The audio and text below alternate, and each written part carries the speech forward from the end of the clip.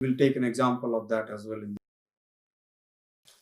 So let's see, we'll take a classifier with the 6 rules. Here is the classifier with the 6 rules, and there are 3 dimensions here, F1, F2, F3. So F1, F2, F3 is just the name. You can call it as D1, D2, D3 as well. There is no issue with that. And it has got the port range as well and the port as well. So let's try to construct the field level trie for this set of the rules or this classifier. So as usual, I start with the first dimension. So now every node at the first level root R1 to R6 is applicable. That is my root node. And at the level 1, what are the unique combinations I have got? These mean 1 1 star, 0 1 star, 1 star, and then the star itself, and then the 0 star, and that's how they look like. When the 0 1 star is the prefix, rule R3 is applicable. This case, and R5 is applicable because 0 1 star is a subset of the 0 star. So still R5 is a potential candidate. And both of these are the subsets of the R6. So rule R6 is still the candidate. On the input 0 star, only R5 and R6 are the candidates because R6 is actually a superset of the R5. And on the star, anyway, only the rule R6 is applicable. On 1 star, rule R1, R4 and R6 are the potential candidates. Yeah. And on 1 1, you got R1, R2, and then R4 and R6 as well. So R4 is a superset of both R1 and R2. 1 star and the R1 and R2 are 1 1 stars. So that's the first level nodes actually look like. Now again, I take one node at a time and then apply the possible second level prefixes and then see how the branching look like. So here is the second level branching from the node R3 to R5 to R6. For the rule R3, 1 1 star is one unique prefix, and then for the rule R5, 1 star is another prefix, and for the rule R6, 0 1 star is another prefix. So that's why I got 3 branches originating from this particular node in the trie structure. So I continue doing that from the node R5 and R6 as well. Again, there are 2 branches. For the R6, there is only 1 branch.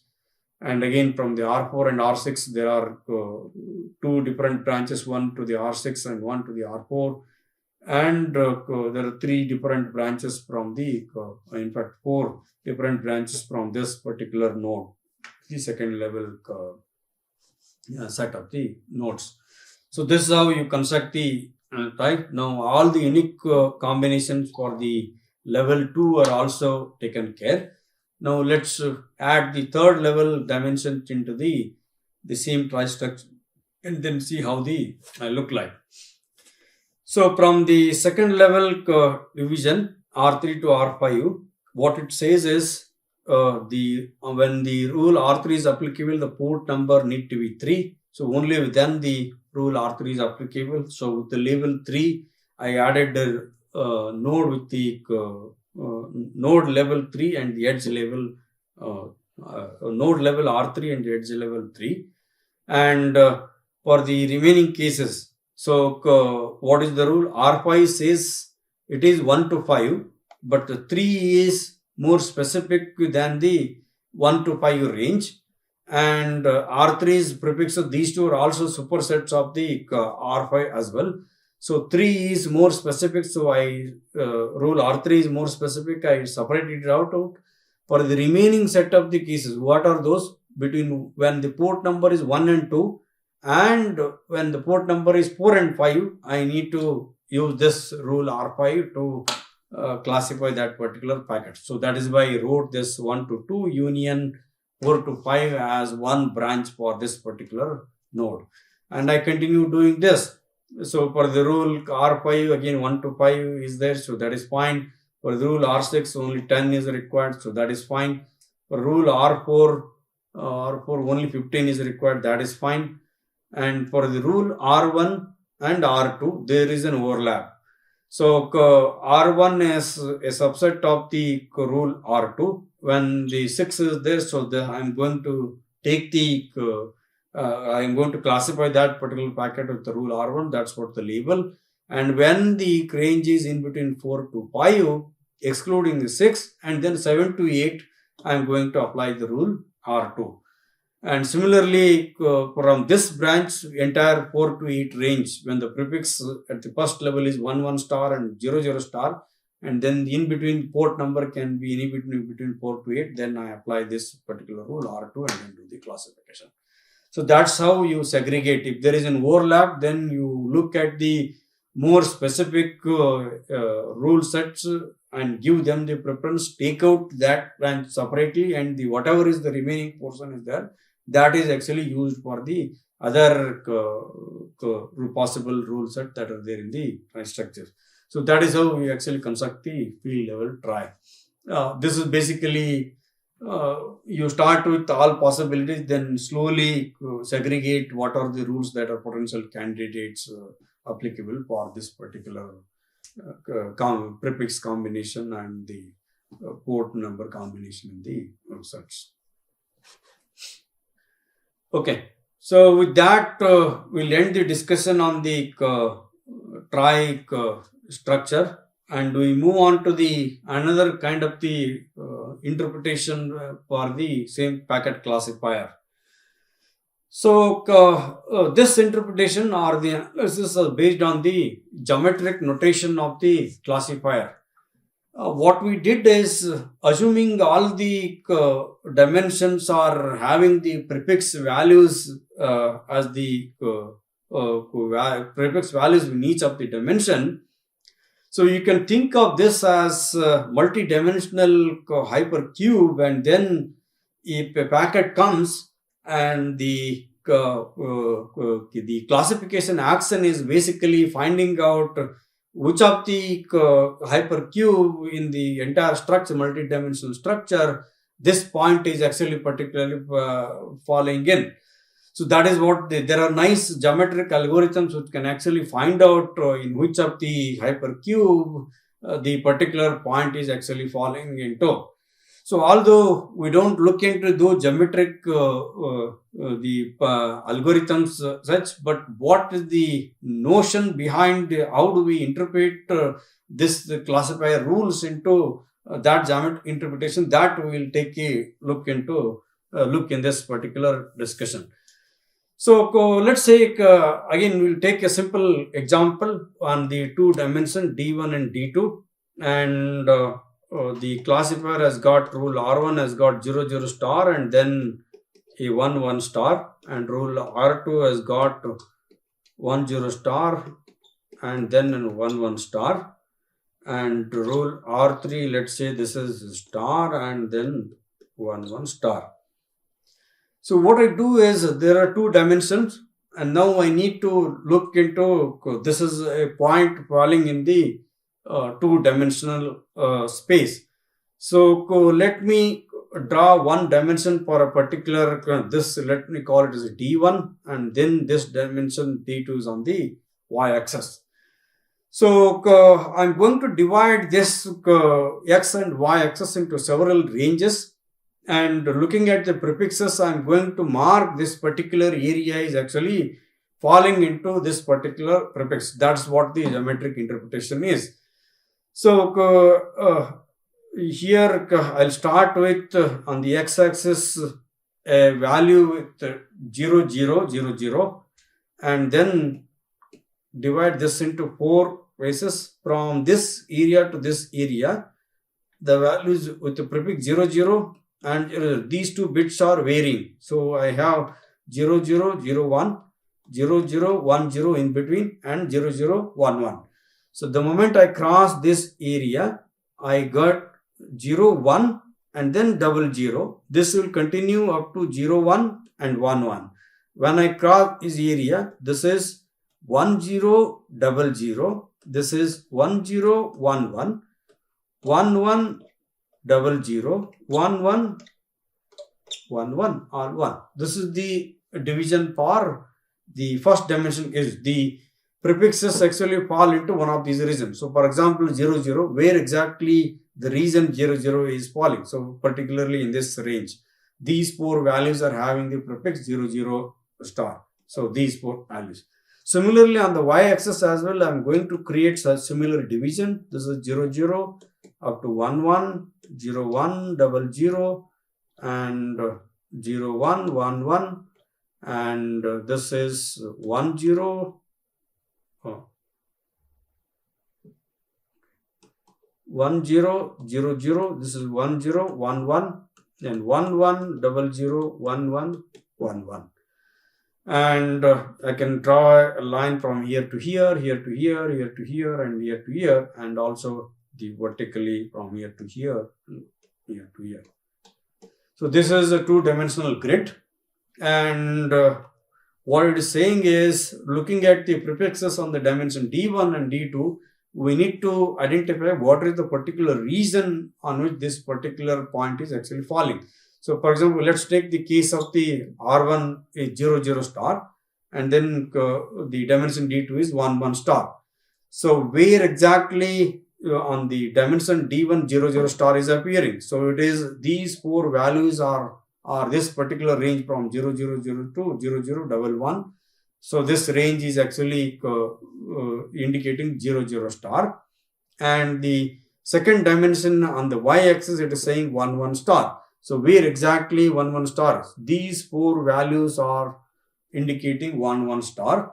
So I am going to mark this region as the region for the rule R1. So if the point falls in this particular box or the 2-dimensional space, then I am going to classify that with the rule R1. So this is the place where the R1's rule is applicable for that particular packet.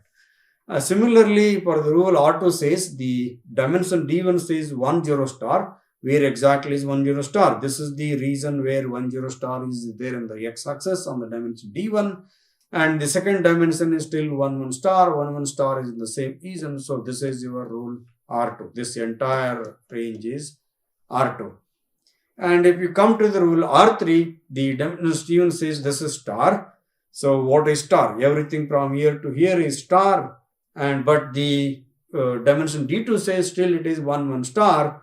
1, 1 star is the entire this region is actually 1, 1 star. But 2 of them, R1 and R2, have already occupied 2 spaces. They are more specific than the rule R3. The remaining part, 2 boxes, I am going to classify R3 with the R3. So if at any point of time, the more specific rules are labeled. So if there is an overlap here, in this case, R3's range is from here to here. But R2 happens to be a subset of that entire range. Whenever the point falls in this particular range, I am going to do the classification with the rule R2. Whenever the point falls in this range, I am going to do the classification with the rule R1. But when the point falls in this and this box, then I am going to use the rule R5. That is what the geometrical interpretation is. So you can extend this to 3 dimension, 4 dimension. So although drawing on this page with the 4 dimension is not possible to indicate, but you can imagine, just like the machine learning people visualize this as the hyper dimension. So 2 dimension, 3 dimensions, n dimensions, you can go, and then in which of the hyperplane the point is actually falling based on the values in the packet, then you decide which rule to apply. Once I label the hypercubes with the appropriate name, then rule set, then I can actually use that rule to do the classification. So let's take one more example. Here is the a classifier with the 5 rules from R1 to R5, and these are the prefix values for the dimension D1 and D2. And when I do the classification, so on the 2-dimensional grid, this is what the labeling look like.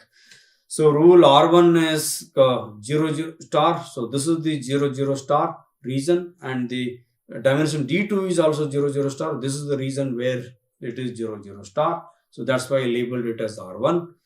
And R2 says 1, 0 star. 1, 0 star is here. and but the dimension D2 is just the 0 star. So in all the 4 boxes, these 2 boxes, and particularly because this is changing, only one bit is constant across these 4 values, which is 0. So I take this as the reason. So I label this and this box as the label R2. Similarly, R3 is having 1 0 star. So the same 1 0 star. And the second level is 1 0 star. So 1 0 star and the y-axis is this region. That's why I label this as R3. And when I go to the R4, this is 1 1 star. 1 1 star is in this region on the dimension D1. And similarly on the dimension D2 also it is 1 1 star. 1 1 star in the dimension D2 is this one. That's why this is labeled as R4. And when I come to R5, this is star. Star indicate the entire this range on the x-axis, but the y-axis is 0 0 star. So 0 0 star is these 4 values themselves, but R1 and R2 have already occupied the space. They are more specific than the R5. So now the remaining 2 boxes actually I label with the R5. So that's the labeling. So it is not necessary that here in this case some of the boxes are not labeled with any of the rule. So if a packet comes with those attributes, I will not be able to do the classification. So this classification is not complete, meaning for all combinations of the values that you can find, you don't have the labeling done. So normally, in order to make this complete, what we do is add a rule which is more generic, something like this, that we call it as the R6, and star anything, doesn't matter, whatever is there. So you just label. Once I do the labeling for the rule number R1 to R5, they are already there. Remaining all boxes are now labeled with the rule R6. So that's how the classifier are made complete. So if you have such a rule, if every box is labeled, then the classifier is said to be complete. So I can write R6 in the this is 6.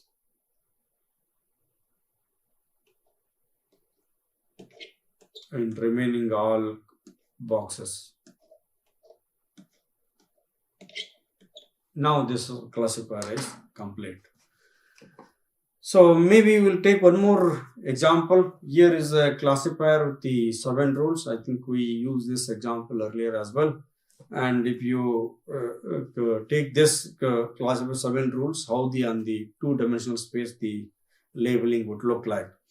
Again, rule R1 is 0 0 star, and on the dimension D1, that is this space, and the dimension D2 is 1 1 0 star.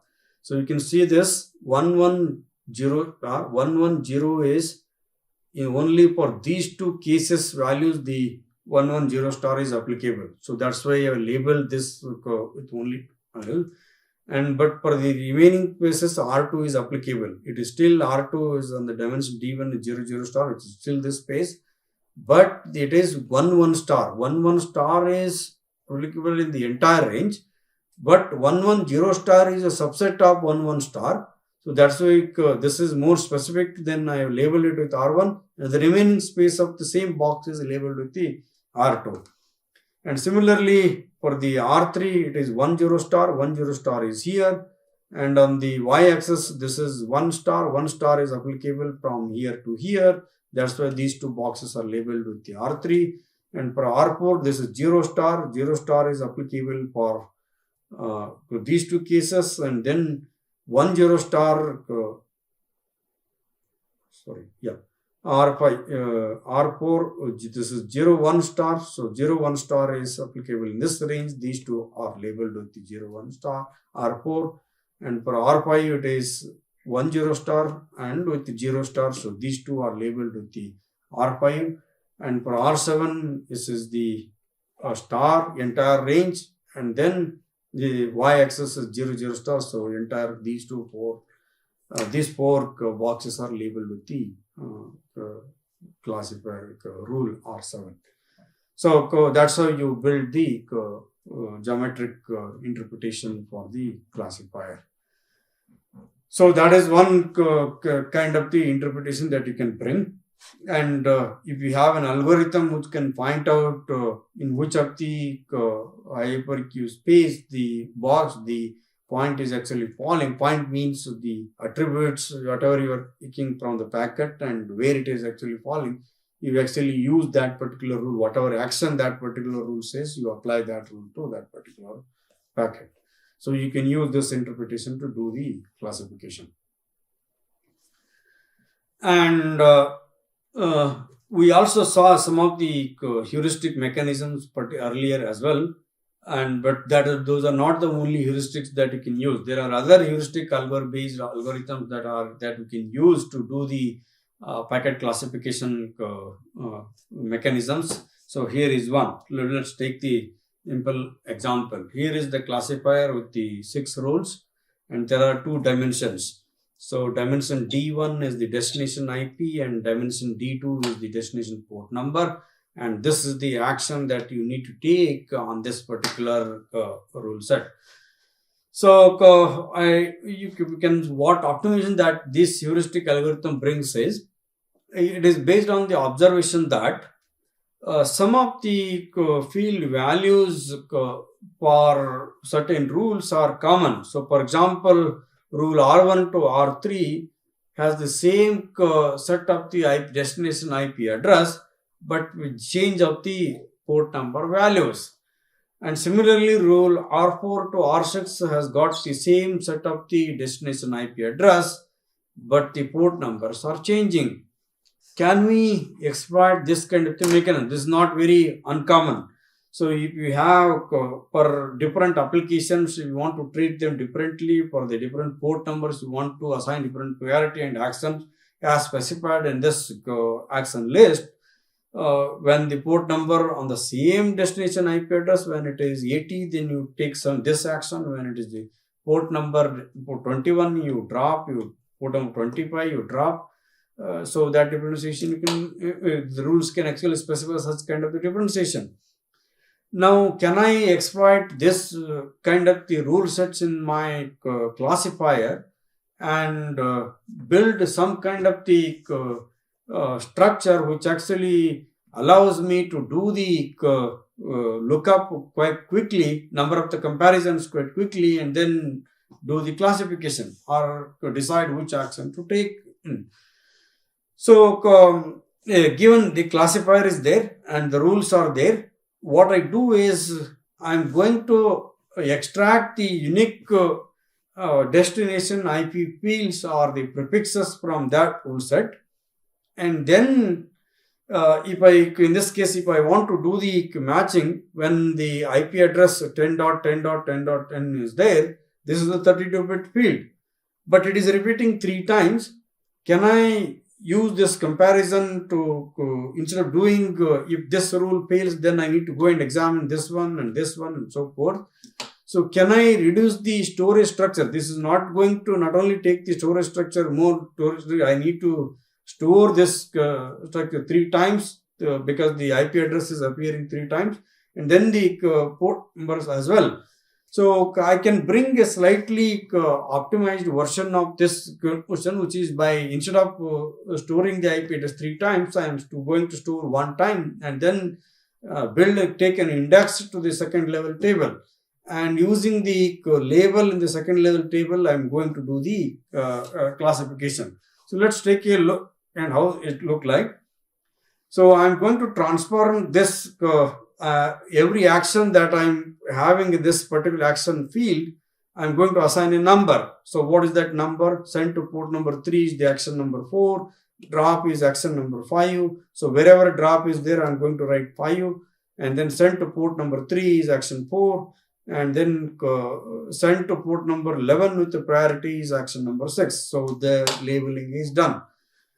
Once this is done, the next level step that I'm going to do is take the unique IP addresses in the first level field and then create a table for every unique destination IP address. An equivalent ID is assigned. So, for example, for 10.10.10.10, I'm going to assign the ID 0. For 20.20.20, I'm going to assign an ID of 1. So now the table structure, earlier I had to compare this with the 6 number of the entries if I go linearly one by one. But now what I did is, by writing this, there are only 2 entries because many times the same entries are repeating. So I am going to assume whenever the equivalent ID 0 is going to be 10.10 interpreted as 10.10.10, and then I take the further action. So this is for one dimension, and for the second dimension destination port number also I build a similar structure. So destination port number, unique destination port numbers are these 3. Their IP address are 2, but the port numbers are 3. So every time I look at the nearest 2-digit n-digit binary number which is required to uniquely assign a number, an equivalent ID for this port number range. So for 80, I am going to maybe assign 00, for 25, I am going to assign 01, and for 21, I am going to assign 10. And now I will combine these 2 and build a table which is something like this. When the first level is 0 and the second dimension level is 0, 0, 0, 0, I take the action 4. When the first level, the equivalent ID 0 and the second level, this one is 0, 1, I am going to take the action number 5. These are coming from the previous table that is there. So we just assign these 4, 5, 4, 6, 5 number, and using the same number I am now combining and labeling. So when the first level label is 1 and the second level label is 0, 0, you take the action 6 and so forth. I am going to build the action. So by doing this kind of the alteration into the table, what I am bringing is actually a table which is occupying more number. The more the number of the repetitions you have in any one of the dimension, the more larger the table structure look like. So instead of that, if I assign the ID, equivalent ID, I'm going to compress the table and occupy less space on the router, and you can store a larger classifier structure in the routing table. That is one heuristic that you can bring. And if you do a first level application, as long as the unique combinations are limited, there will be a substantial reduction both in the first level table and also in the second level table. So second level table, in the sense this combined table, since you are going to assign the binary numbers, unique numbers to those fields which are of 32 bits and 16 bits, and you combine them into using only maybe 2 or 3 bits or whatever the number of the bits required, then the second level table structure will also be substantially reduced, and it is more quicker to search in this second level table. Thereby you bring the speed of the operation. So that's another heuristic based mechanism you can use to do the packet classification quite quickly. And the last thing that I want to discuss is, again, if I want to do the lookup or the classification on the hardware, we understood that earlier TCAM based memory is the one which is used, and it can work very well with the when the dimensions or the values are in the form of the prefixes. But interestingly, what we noticed is the values inside some of the dimensions need not necessarily be in the form of the prefix, but they can take the ranges, particularly port numbers. So this leads to a very challenging problem called as the range expansion. So if I want to convert the ranges into prefix format, if I have let's say the port number is 10, it is 10, then I can convert it into a binary number. So the binary equivalent of this one is 1010. This itself, although there is no star here, but this I can treat it as the prefix format. As long as it is in the binary format, it's okay. But since the destination port is not a unique number 10, but it is in this range, in order to convert this into a prefix format, what I need to do is to expand this range with the individual rules. So as many number of what is the range that is specified 1 to 10, those many times the rules are replicated. That is where the enhancement of the actually takes place. This is called range expansion. So I am going to replace one rule and have an equivalent rule for every unique destination port number in my classifier, and you basically create 10 rules and then convert this destination port into binary format, into prefix format. This I can represent as 001, this I can write it as 0010 and so forth up to 1010. And instead of writing 1, 2, 3, 4, 10, I am going to write these values in this space. So that's the destination IP address is also in the prefix format, and also the destination port is also in this prefix format. Then I can use the TCAM memory to do the comparison quite fastly. Now the question is, this range expansion problem can be quite tedious to do when you do the expansion. So for example, if the destination port number is between 1 to 65,000 or something like this, then there are 65,000 rules created inside my classifier. One rule actually expanded to 65,000. That's actually quite a large number of the rules. So this is going to be challenging both for the storage perspective and also for the comparison perspective. So we need to handle this range expansion problem.